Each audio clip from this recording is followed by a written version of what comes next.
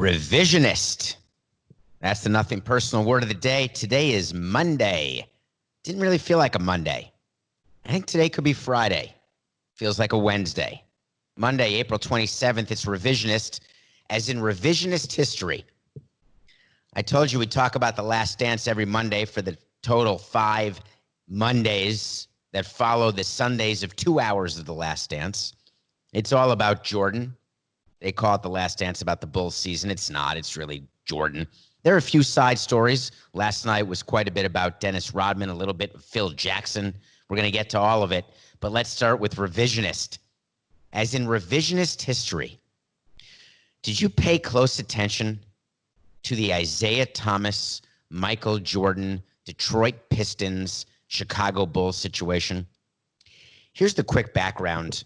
While they do say on this documentary that sometimes teams have to get through other teams in order to get to the top, there was a lot of that back in the NBA and back in the 90s where you had to have the Pistons get through the Celtics, break through in order to make it to the finals and become champions. You had the Bulls have to break through the Pistons and finally beat them to start winning their titles.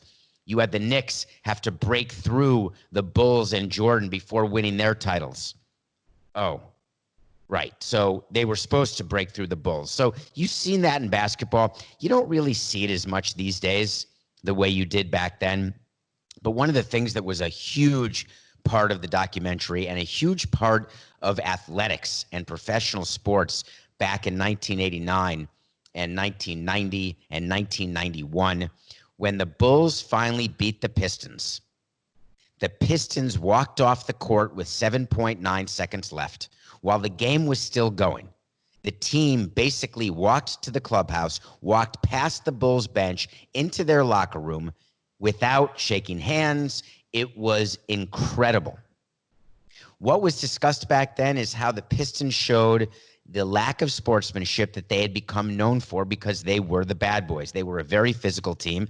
The documentary did a great job of telling us that the Bulls actually, to get through the Pistons, Jordan started lifting weights. They started getting stronger. They realized that they had to overcome the Jordan rules. That was a very famous concept back then, the Jordan rules. You very rarely, when you're running a team, develop a plan to beat one player. You actually develop a plan so you don't get beaten by one player. That is the way it works in baseball. You pitch around certain players. You'd say to yourself, we're never going to get beaten by this player. But at the end of the day, it doesn't always work. It actually reminds me, Coke, I got to tell a quick Bonds story. Spoke to Barry Bonds about this when he was a coach at the Marlins. We had a system in place that we would not be beaten by Barry Bonds. We'd meet with the team. There'd be pre-game meetings with the hitters, with the pitchers, and say, here's how it's going to work. We're totally fine losing to the Giants, but it will not be Barry Bonds, period. Walk them. Don't give them anything to hit. And one game, and I can't remember who was pitching, but somebody would, we were in extra innings, and Barry Bonds was at the plate, and it was very simple. We were going to put him on base, not let him beat us, and he hit a home run, and we ended up losing that game. And I think it was in Florida, and I recall after the game, we were in the clubhouse saying, listen, how does it work that we have a plan that we're not going to get beaten by Bonds, but then we still get beaten by him? What is it that we can do? We don't need a set of rules, and this was post-Jordan rules, and which became very talked about within clubhouses, very talked about, this whole incident with the Pistons and the Bulls and the handshake and the Jordan rules. It was a big point of conversation. And what was told to me, and I thought about it a lot last night, is that in baseball, you don't really have rules. You have an approach where you try to get out players a certain way, you pitch to them a certain way. But at the end of the day, baseball is such a game of failure that at the end, they're only going to hit 400 against you at best if they're Hall of Famers and amazing. That means you're getting them out 6 out of 10 times. I like those odds.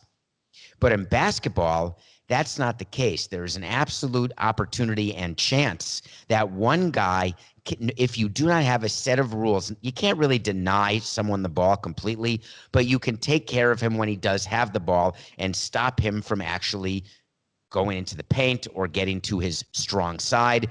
And we heard Brendan Malone last night in the documentary, he was an assistant coach at the time with the Pistons to Chuck Daly, mention, and I don't ever recall hearing it, what were the Jordan rules? Now, those Jordan rules, you'll say, were very similar to baseball's famous unwritten rules, right? Are these the unwritten rules that govern baseball? I heard someone once try to describe that to me as well, unwritten rules are sacred in baseball. We never really thought that in the front office. We knew the unwritten rules about when batters get hit after your player has gotten hit. We've talked about on this show where you actually hit a player. It's in the numbers or it's on the tuchus. You never go head hunting like other teams did. Yeah, you know, Tony, that's true. Tony La Russa, good guy, but you knew when you were playing Tony La Russa's team, you did not want to get into a beanball because you were going to get hit in the head. So we would just swallow hard and let it pass. But in basketball, you don't have these sort of unwritten rules like when there are handshakes or what you do when someone scores against you. Now, there are times when you're running up the score in basketball and all of a sudden you do something that you shouldn't do. There are times when you're going for a triple-double in basketball and you miss on purpose in order to get your own rebound so you can get a triple-double, let's say. But it's not like baseball where beanings can happen. In the old days in basketball, there would be brawls. You saw a lot of that on Last Dance.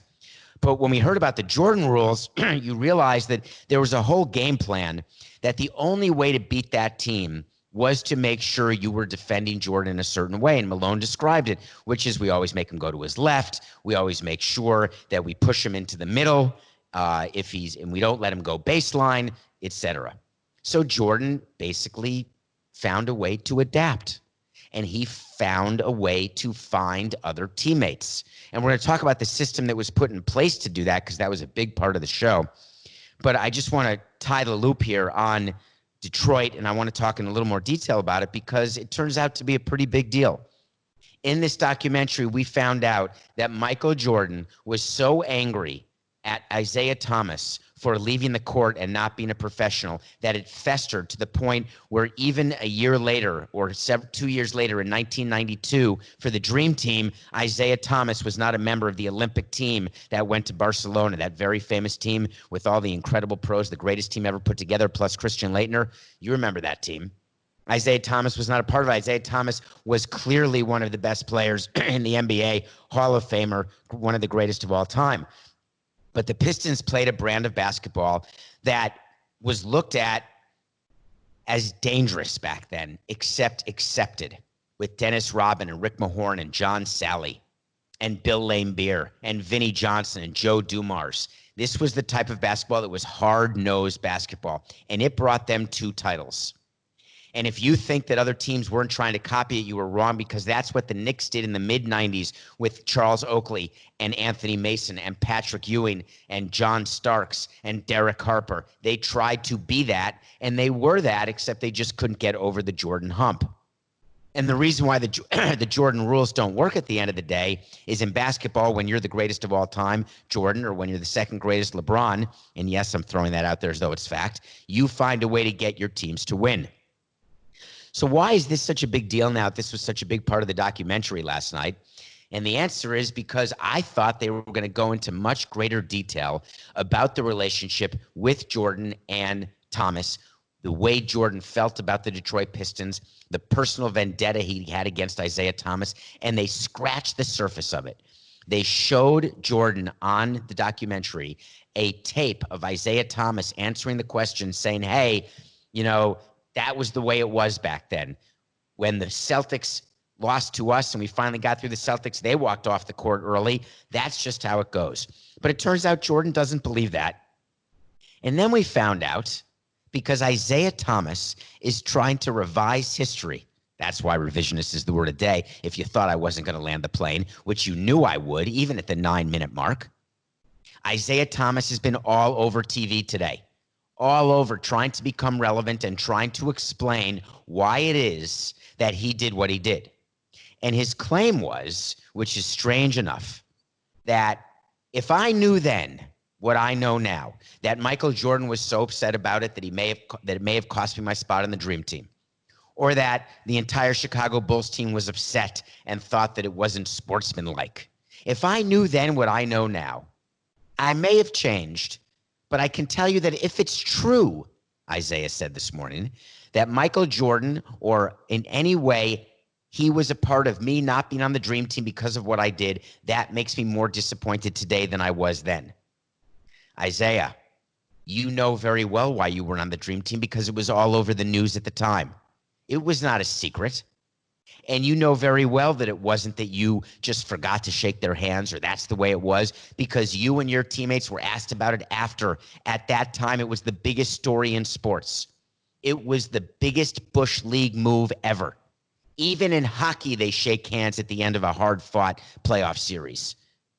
Now, I grant you that fraternizing is not the way it was, but I have a question, Isaiah. I may be wrong. Let me think back. Did you and Magic Johnson kiss before the tip-off of every single NBA Finals game? Or was it just at the beginning of Game 1 when you played them in the Finals? Or am I completely thinking of the wrong thing? Oh, was it you and Jordan kissing? No. Was it Jordan and Magic kissing? No. Oh, it was Bird and Magic. No. It was you, Isaiah. So don't say you don't fraternize, and don't say that you didn't realize that it was a thing to walk off the court without shaking hands when you were the king of the kiss. And now you're on TV going on every single network. Woe is me. I am the victim. You planned this with Bill Laimbeer. It's on TV. Bill Laimbeer whispers in your ear. You acquiesce and you walk off the court. You got beaten by a better team and you knew it. You got swept. Amazingly disappointing. And the documentary should have gone into way more detail about this. I wanted more Jordan v. Thomas. But instead, they spent a ton of time on Rodman. But even that, they should have done more. I was talking to Coca before the show. We were talking about the show. And I told him we're going to talk about Vegas. And we're going to talk about Rodman for sure. And he said, what's the deal with Carmen Electra, and why didn't we see more and hear more about her being in bed with Rodman in Vegas when Jordan went to get him? Well, that's a damn good question. That's when the cameras aren't rolling. The cameras are seeing Jordan get his toes wrapped and ice his knuckles and his knees. We're seeing them lift weights and work out. We're seeing Rodman in bars. Where was the video of Rodman and Carmen Electra? Is that too much to ask? We're already hearing Jordan drop F-bombs. What would be the difference with a little FFN? Coca, do people know what FFN is? I wonder. That's funny. Do you know what FFN is? It's amazing. Coca's telling me he doesn't know.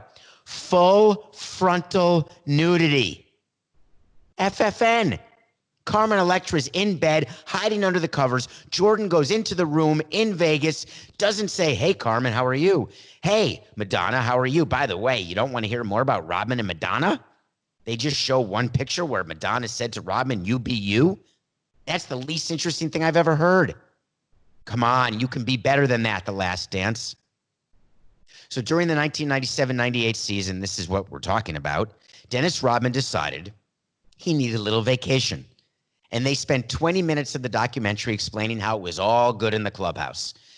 Dennis Rodman had to go away, and Michael Jordan and Scottie Pippen were supportive because they knew what Dennis needed. Phil Jackson, the coach, was this great guru of yoga meditation who knew that, hey, to get the most out of Dennis, we have to let Dennis be Dennis. So Phil Jackson says, go to Vegas for 48 hours. That's fine. And Michael Jordan says, he won't be back in 48 hours. Phil Jackson says, fine. Phil Jackson's that crazy stoner relative you have who calls you on your birthday about a month and a half late, and you're okay with it because he's your crazy stoner relative. And it's just cool that he remembered to begin with. That seems to me how Jackson treated Dennis Rodman. I get that sometimes you need easy love and sometimes you need tough love. But Dennis Rodman leaving a locker room in the middle of the season, after Scottie Pippen doesn't get surgery, Michael Jordan calls Scottie selfish. Scottie comes back. Steve Kerr says we were all okay. We were all okay with Pippen delaying surgery because he wasn't getting paid enough. And then they're okay with Dennis Rodman disappearing in the middle of the season because he felt like a third wheel once Scottie Pippen came back. I've been in a lot of clubhouses, and I find that extraordinarily hard to believe. Where was the talk about what Jerry Krause felt? Now that Jerry Krause is dead, they spent all the time sullying him and saying how terrible it is. They show him dancing on the airplane after they made it to the finals for the first time, purposefully putting in there when Jordan or Scottie Pippen told him to sit down and treat him like a fool. but not one word about what really was said inside that clubhouse. You find me one clubhouse and I'll find you the first one where they're okay with someone being treated differently, where they're okay with the star treatment, or they're okay with someone being able to leave in the middle of the season. I told you the Pudge Rodriguez story when we let him leave. What a mistake. We let him leave in the middle of the 03 season. Yeah, we won the title like the Bulls did, but it was a chemistry breaker. It was crushing. We got lucky. We got lucky because we had some errors made against the Giants. We had some great plays, great blown saves, and then great comebacks. We won the World Series. The Bulls won the championship, but that created chaos in that locker room much more than the documentary got into. Why couldn't they have gone into that in more detail? I would have treated that totally differently. Forget Dennis Rodman going to Vegas in the middle of the season. You want to be so different? Be different on your own time, not on my time. And Michael Jordan himself is to me, he's not coming off great. And he actually said it when the documentary started. He said, I'm going to come off terribly during this documentary. I assume he saw the edited product. I know because the people making this documentary, I know some of them were involved in the making of the franchise. There's no way that Jordan would have had last look in editing, but he certainly could have had some influence about what could be on and what couldn't be on. I wouldn't be surprised if that were the case. Yet for whatever reason, Jordan in yesterday's episode was okay with the statement when told that there's no I in team. He responded, but there is an I in win. And that, to me, is the epitaph for Michael Jordan in his career. That's what made him the greatest of all time, that he was willing to be the guy to say, we are going to win with me or we are going to lose with me. So he says that comment, which blew me away, by the way, because we all know he means it, but I'm surprised he let it be in there, which then shows that maybe he didn't have editorial control, which then shows why he did say that he may not come off looking too good, which, by the way, he doesn't. He comes off petty and awful the entire documentary so far. So cut to no I in team, but an I in win. Then they go into a tired discussion about how his favorite coach, Doug Collins, who he loved and was very much in sync with, after losing in the 89 playoffs, gets fired. Bring in Phil Jackson, who was his assistant, because they were instituting something called the triangle offense. And the triangle offense is meant to get the ball out of Jordan's hand, to spread the ball around, and to get his teammates more involved in the game. Now, isn't that interesting to you? That Jordan contrasts his very, very selfish comment, and then segues into how selfless he is to want Phil Jackson and the triangle offense and to embrace it. Well, they missed an intermediate step. When this was going on, Michael Jordan was not in favor of this change at all. And the only thing that proved the change to work and got Jordan to agree with it is a ring. Now, no matter what Jordan says to you about how much in favor he was of Phil Jackson, that really wasn't the case because he wanted more control over the coaching staff, the player moves, even back then before he had won a title. This was well documented. These are conversations I had had with Jerry Krause when I would talk to him about scouting and talk to him about putting teams together, talk to him about how to deal with stars, because he was basically P.T. Barnum. It was like a traveling circus. They've done a very good job of showing that on this documentary. But how do you deal with it? And Jerry's view was you deal with it, and this was part of what formed how I was an executive. He said the way to do it is you have to make sure that you have consistency. And if you believe that the triangle offense is the way to win, you've got to do it regardless of what Michael Jordan thinks. Because if you're wrong, then you're in trouble and you're going to get fired. But if you're right, then you're bond forever. And that's what happened. Jerry couldn't get the players to like him, but he certainly helped get him rings because he brought in Phil Jackson. So the triangle offense comes into effect, and it was an entire interesting firing. I had not really remembered why Phil Collins, I was going to say Phil Collins, but no, there is something in the air tonight, but why Doug Collins got fired and then Phil Jackson got hired. And I thought about all the times that we fired managers and hired managers and why we did it. And it was never because we wanted a new system in place. It's because we wanted a new voice in place. And if we had a disciplinarian, we wanted a really good guy. If we had a good guy, we then wanted a disciplinarian. And so we'd go back and forth, back and forth, back and forth for all those years. And what Jerry Reinsdorf and Jerry Krause did is they had a conviction of a system. And in baseball, there's just no parallel. You don't hire a manager for a system, because you give the manager the players, and then the manager will play those players to their strengths in the positions that the front office approves of, because that goes on, as you know. And then you'll see how your team does, and it really is the responsibility of the GM and the president and the owner to put that team together. But in basketball, it's totally different, where the coach is going through and putting in a system with plays, and then individuals carry them out. I've always told you can't make your best hitter hit in the ninth inning if it's not his turn at bat. But if you can devise a way to get Michael Jordan the ball, then he's going to take the shot over Craig Elo and win the game. Or he's going to pass the ball to John Paxson, who's going to win the game on a jump shot. You can control that in basketball way more. So if you have a belief in a system, you do it. So back then, the Bulls had not yet gotten through the Pistons. They had the greatest player in the world in Michael Jordan. You bring in Phil Jackson, who I knew from my Knick days. A quick shout out. Phil Jackson mentioned Red Holzman. Red Holzman is actually behind me now if you're watching, and I don't know if I can show it. By the way, I just did something awfully funny. I just moved my iPad thinking that would move the camera, but the camera is actually in front of me. So and if I go down, can you see? No, I don't think so. Anyway, if you're not watching or listening, I have a picture of Red Holzman. He was a mentor of mine. I've spoken about him. I loved him and love him dearly. And Phil Jackson credited him as his coach with the Knicks of sort of instilling in him what it is to be a good coach. And Phil Jackson was that. But when he was hired, he was a guy who coached at the Albany Patriots CBA. He was an assistant with the Bulls. He had coached in Puerto Rico. All of a sudden, he becomes the greatest coach in the history of basketball. And to this day, he and Red Auerbach are the two greatest coaches ever. And I'm going to put Red Holzman on the podium. Yeah, it's tough, though. It's tough because you got Popovich. But Red, I'm loyal to you. I really am. Okay, my last takeaway from The Last Dance that I have to mention because it's been bothering me all night, and I'm doing it. Coker, did you just whisper to me, please don't move the camera? I won't, because if I stand up and move the camera, I'm absolutely going to fall down in the middle of the show. And if you're not watching this and listening to this, by the way, thank you for listening. I appreciate it. I just said again. That's 2 ums in the last 6 shows. Not sure why that is. So the last thing I want to talk about is what Jerry Krause did.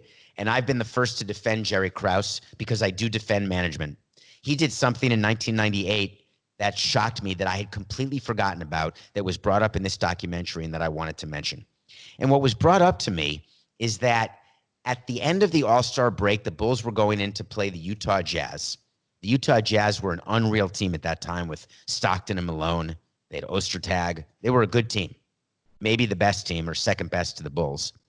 And Jerry Krause, in the middle of the season, when things are finally going well, they started off slowly, they got Pippen back.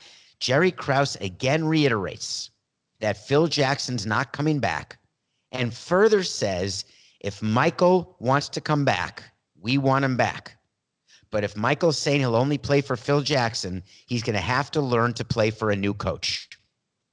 We all know how the story ends because Phil Jackson doesn't come back, and Michael Jordan doesn't come back ever again either for the Bulls.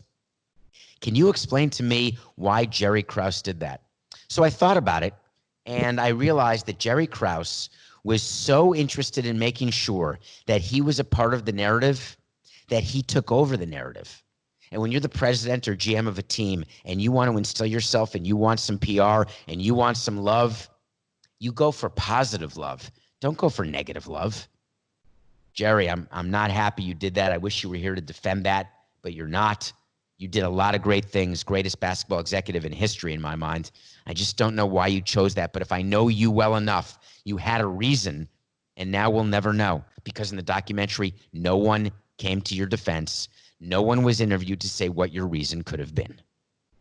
Last Dance, we're 4 done, 6 to go, 3 more weeks, 6 more hours. So, you want to talk to Samson? Okay. I'm happy to talk about it, actually. I would love to talk about it. Question I was asked was this. What are your thoughts on NBA practice facilities opening up on May 1st? That's a funny question, right? Because that's not a question that comes out of nowhere. Adam Silver announced this weekend in the big news on the basketball floor, other than The Last Dance, that NBA practice facilities can be open starting May 1st, which is Friday, as long as you're following local and federal and state law and respectful of the CDC guidelines. Let's talk about that for a minute. Adam Silver's been at the forefront of this problem-solving issue of coronavirus. He's tried very hard to figure out when the NBA can come back, and we know May 1st was the day that he said he would have an update, not before May 1st, maybe not even on May 1st, but that'd be the soonest he'd have an update. In the interim, some cities, some states like Georgia have opened up. Some of the beaches in Florida, California have opened up. How's that working? We don't know. People are not social distancing, and we don't know what the result's going to be. Here in Miami, there's a huge press conference today to announce the opening of parks with all sorts of rules that are so crazy to me that if the mayor of Miami believes that people will follow his cockamamie rules of what to do in a park, as an example, you can play basketball, but not with teams. You have to have your own basketball. You can run, but you have to wear a mask unless you are doing very aggressive, strenuous exercise activity. Then you don't have to wear a mask. You can't go to a dog park, but you can walk your dog. You getting the point? It's not very clear what the rules are or how they're going to be enforced. And it's also not clear whether or not there's an equal application of the rules according to your ability to take advantage of certain circumstances. Those of us who are sheltered at home or quarantined, those of you who are working, those of you who are immunocompromised. It's a money issue as well. It's a have and have not issue. So Adam Silver has said, hey, you can practice, but no group practices, no organized practices. But you can go in and use your weight room. You can go in and shoot baskets, but you can't have a game and you can't have the team actually hold a practice. If I were able to do that in baseball and I had the ability to open up a spring training facility, but I was told by the commissioner that I couldn't hold an actual workout, you know what I'd do? I would hold an actual workout, but I would do it in a way that we wouldn't get in trouble because it wouldn't look like what used to be an actual workout. It would be a new workout. Here's the best way to describe the opening of the NBA practice facilities. Do you think that NBA coaches and assistant coaches will be asked to report to the facilities? I'm just asking, just throwing it out there. Of course they will. They will be asked to report to the facilities that are open, and they will be married to players from their team, and they will be working with them, having workouts, making sure they're getting into shape, getting ready, because basketball, when they come back, there is a championship trophy to be won. I was going to say the Lombardi Trophy. It's the Larry O'Brien Trophy. Trivia, can you name the trophy for every 4 major sports? Stanley Cup, Larry O'Brien Trophy is basketball. The Vince Lombardi Trophy is football. What's the baseball trophy? Yep. I think it's the Commissioner's Trophy. Did they change it to the Bud Selig World Series Trophy? Coke, I'm having a total brain loss. Is the World Series trophy called the Bud Selig? I think it's just called the Commissioner's Trophy. I don't think they named it after Bud Selig. I think it's just the Commissioner's Trophy. And Coke is confirming, thank you. That's funny, the only league not named after someone. I think Lord Stanley was a lord. Larry O'Brien was a commissioner in basketball. Vince Lombardi, you know Vince Lombardi, coach of the Packers, Super Bowls 1 and 2. But of course we're going to have, if I'm the president of the team, I'm calling up my coaches and saying, listen, get the practice facility open. Here's the staggered order that we are going to have these players come. Yet the coaches and the strength coaches and the weight coaches and the trainers are going to have access to all the players. So is there going to be a cleansing or a shower or a changing of gloves or masks or a way to separate the players? How would you do it practically in order to guarantee the safety? The answer is it's going to be done in the best way possible, but it's not going to be foolproof. And what I think Adam Silver's doing here, which fascinated me, we've talked about a nothing personal, the trial PR balloons that we float. This is a trial corona balloon, because by opening up the practice facilities, if anyone tests positive or gets sick as a result of these weeks, and it's not going to be days, it's going to be weeks of facilities open like this and practicing before games can even think about being started. If that happens, it'll be shut down again. You know what we said, one Rudy Gobert positive test and it's done. I find it very interesting. We're going to have to wait and see. It's not my wait and see, but there are two sides to this. If I'm the president of a team that does not have a chance for the playoffs, it is irresponsible for me to have those players come to the practice facility. If I'm a team that is in the top 16, that is right now has a playoff spot, it is irresponsible of me to not have the players come back and practice. I'd like to sit here and tell you that I'm all about health first, because I can say that because I'm not running a team anymore. I'm about rings and about winning, because as Pat Riley and many others would say, there's winning and there's misery.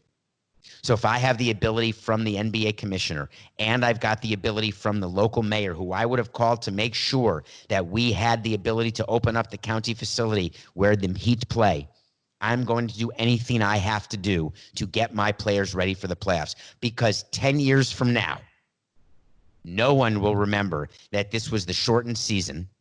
It will be the champions for 2020. Oh, yeah, that was the Corona year. That's when they took a few months off. Does anyone remember the other strike-shortened seasons in the NBA? Because there have been. To the San Antonio Spurs, when they won in a strike-shortened season, that was 20 years ago. How do we feel about that? Are we okay? How do we feel about the Dodgers winning in a strike-shortened season? Are we good? What about in hockey with works? Are we good? Yeah, we are. So I know as a custodian of this team, I'm bringing my players in right now. Adam Silver's taking a risk. So you want to talk to Samson? That's when you go at David P. Samson, DM me, get in there, get in the Twitter, ask a question. What are my thoughts on the NBA practice facilities open up? My thoughts are, I'm doing it if I'm in the race. Well, we are day 43 of the beer challenge. It's sort of getting serious. First of all, the fact that it's been 43 days. Second of all, the fact that the beard makes me virtually unrecognizable. What's bothering me are two major things. Number one, my Face ID on my phone does not work any longer. I don't know if you're finding that, Coca. I don't know if you have Face ID on your flip phone, but I'm having a very hard time getting it to work. It's sort of once in a while. So that's a problem for me. Number two, I'm noticing that from a shower standpoint and a washing up before going to bed standpoint, it is causing extra minutes that I don't calculate when I calculate how many minutes I need to shower or wash up before going to bed. The reason is the soap doesn't come out of the beard as quickly as it does of a clean shaven or a small growth face. So I'm struggling with that, Coke. I don't know if you're finding the same thing, but it's day 43. No end in sight. Wait, there may be an end in sight. I want to talk about for 1 minute what happened here. There's news today that Major League Baseball may be in the next few weeks coming up with their plan to start on May 31st.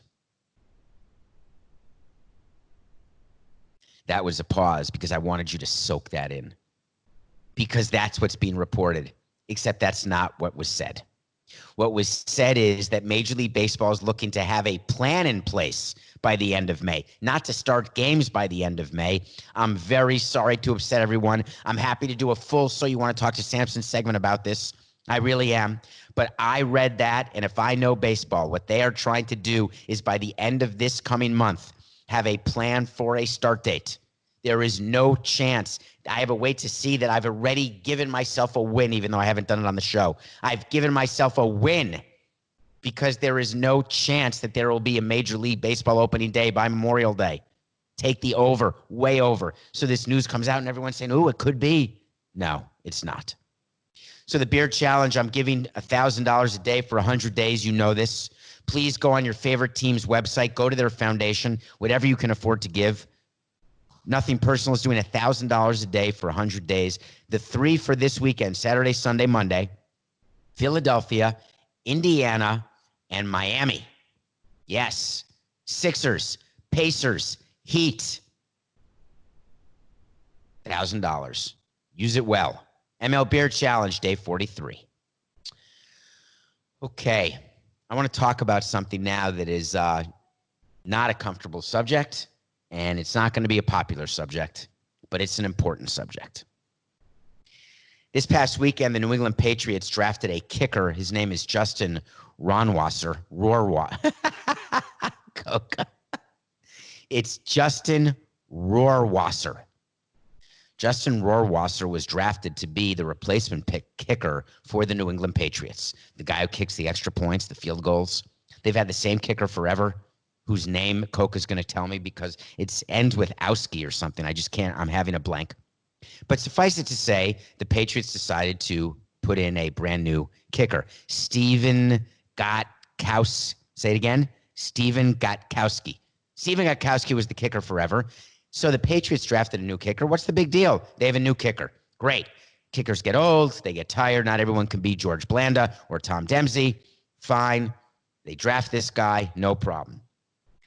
All of a sudden, word comes out that Justin Rohrwasser, we're going to call him Justin because I'm tired of saying Rohrwasser, has all sorts of tattoos.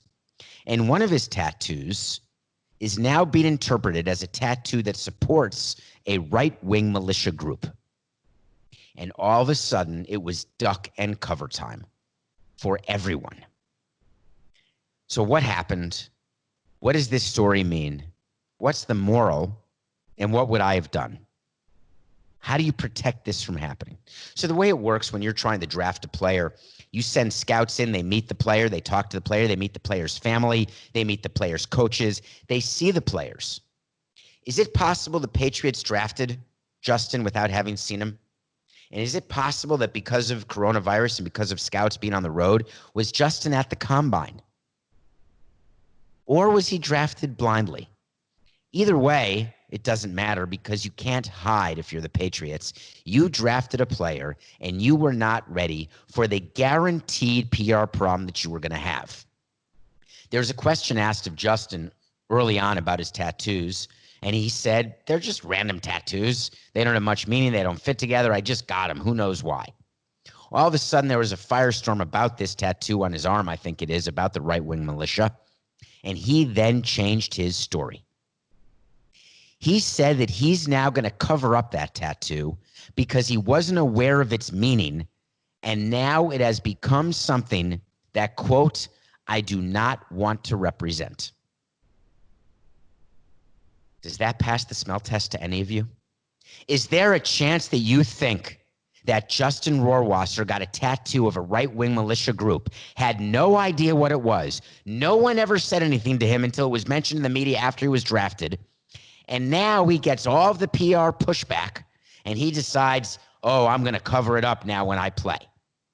Do you think you can cover up the fact that you're a racist by simply covering your tattoo? Or if you're not a racist, can you explain what the tattoo is?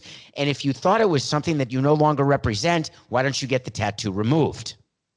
There were 20 different things that could have happened this weekend, and none of them did except one. The one was the meekest response to this situation I've ever seen. And I recognize the difficulty of this because our producer, Coca, as you know, I don't know if you do know this. I told you about his gladiator tattoo. He's tatted up. I have tattoos. I love tattoos. Do you get a tattoo where you don't know what it is? If you're that drunk and irresponsible that you get a tattoo and you don't know what it is, normally it's barbed wire or it's a butterfly on your neck. You don't get the tattoo of a right-wing militia group when you're drunk and have no idea what it is unless you're going to a tattoo parlor that's run by a right-wing militia group. And why would you go to the tattoo group if you're not a part of it or in favor of it? I'm not opining whether or not this kid should have been drafted. What I'm telling you as a team, what the Patriots needed to do. They got behind the story. You've got to get in front of it. The way you get in front of the story is you look at the kid and you have an idea. You have an idea of what is on the kid's body. You're doing all sorts of x-rays, physicals. You're seeing the tattoos. There's not one tattoo a player of mine ever had that I didn't see. You see them all. You're surrounded by them. They're naked all the time. And you're telling me that Rohrwasser goes into a tattoo parlor, gets a huge tattoo, and just said, oh, that's just random words? That defies credibility. So the Patriots have a problem. Do you just let this go away? You don't comment on it? You let him play with it covered up? Is it a responsibility of a team to make sure that you agree with the political beliefs of every one of your players? I love where your head's at, folks. And I'm here to tell you the answer to that is no.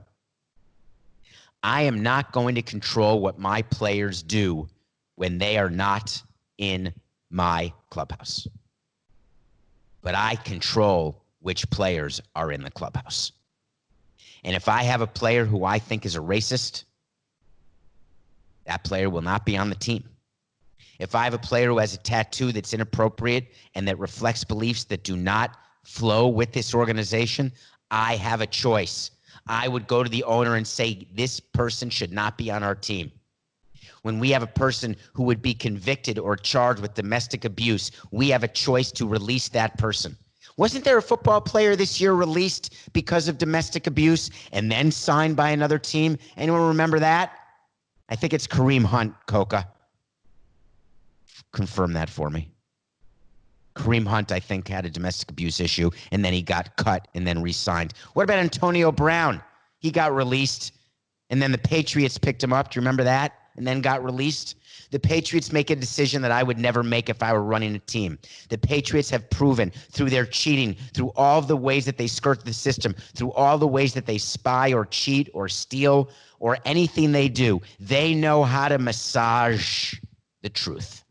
And the way they massage the truth is that if you can help them win a game, they don't really care what you do the other times. I'm not that way. I'd rather give up every game I've ever won. I would give you my World Series ring right now. Now, am I perfect? No. Were there players who did steroids and I knew about it? Maybe. Can you see me nodding on when you're just listening? Let me see if you can feel it with my beard. Yeah, I'm nodding. But if you think there's not a difference between steroids and racism or steroids and people who commit crimes or commit hate crimes, this guy, Justin, put the tattoo on his forearm. He didn't hide it. He put it in the most obvious place it's around always. It's extremely frustrating to me. What about the NFL? What are you supposed to do? What about the agent? Think the agent didn't know about the tattoo? I know a lot of agents, and I know a lot of agents couldn't care less about their players. They want their players to get paid, but agents know exactly what their players look like. What do you think? Justin wore long sleeves every time he met the agent? How do you feel? I don't even know who his agent is. I don't want to know. I don't want to give him any publicity. And I'm only giving Justin publicity because I want to shame him into getting rid of the tattoo. No, I don't want him to get rid of the tattoo. I want him to get rid of those beliefs. Keep the tattoo all you want. And if you're the Patriots, you know exactly what they're going to do. They're keeping the player. Why wouldn't they? They think they could be better. The moral of the story for Justin Rohrwasser is this. Whether you can get a tattoo removed or not doesn't matter. Permanent is permanent. And if you're going to do something to your body, you better know exactly what it is. And if you don't, that's on you. And if you're in the public eye and a professional athlete, or you're any sort of potential role model, and that's what you are going to be reflecting, then it is incumbent on the team to put an end to it. I wanted to see the Patriots release him. That's how serious I am. Or the Patriots come out and make it a learning opportunity, a learning exercise. Why not tell the world that you don't accept this? You will not allow that sort of belief system. Nah, they'd rather win an extra game. It's a joke. I'm worked up about this story. I am. It gives everyone a bad name in sports. Wait to see. I made an error, but I made it on purpose. So I tell you about errors I make and I correct them. And I talked about Jordan Love on Friday, I think, when he was drafted by the Packers, and I called him a Ute. So everyone meaning there were many of you, a plethora of you, got into my DMs and Instagram messages and various other forms of communique and said, Jordan Love went to Utah State. He's an Aggie. You called him a Ute. You must have been confused. That's the University of Utah. I appreciate you telling me that. You know that I do corrections when I'm wrong because we give you 45 minutes and uninterrupted, nothing personal. If I'm wrong, we're going to correct it, and you're going to tell me. We're not going to edit it no matter what. Well, I didn't know Jordan Love went to Utah State. I didn't think he went to University of Utah. I called him a Ute because the two Utes is a line from My Cousin Vinny with Joe Pesci and Marissa Tomei.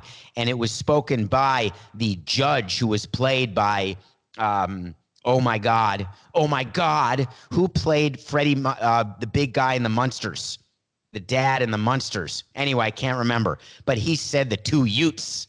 So whenever I hear about someone young, I always refer to them, mostly, always would be hyperbole, as the Utes. Anyway, I appreciate the correction. Jordan Love went to the university, not Utah. That's a Ute. He went to Utah State. That's an Aggie. But there you have it. My wait to see is this. I think the Patriots are going to see the light, and they are going to get rid of Justin Rohrwasser. I think they will have a different kicker by the fourth game of the 2020 season, whenever that is. But the worst part is that it will have nothing to do with his tattoo. It will have everything to do with he will not be good enough. He will be not with them after game 4 at the latest. And they'll call him up and they'll say, hey, Justin, guess what? I don't care about your tattoo. You didn't make enough field goals. And you know very well, it's just business. It's nothing personal.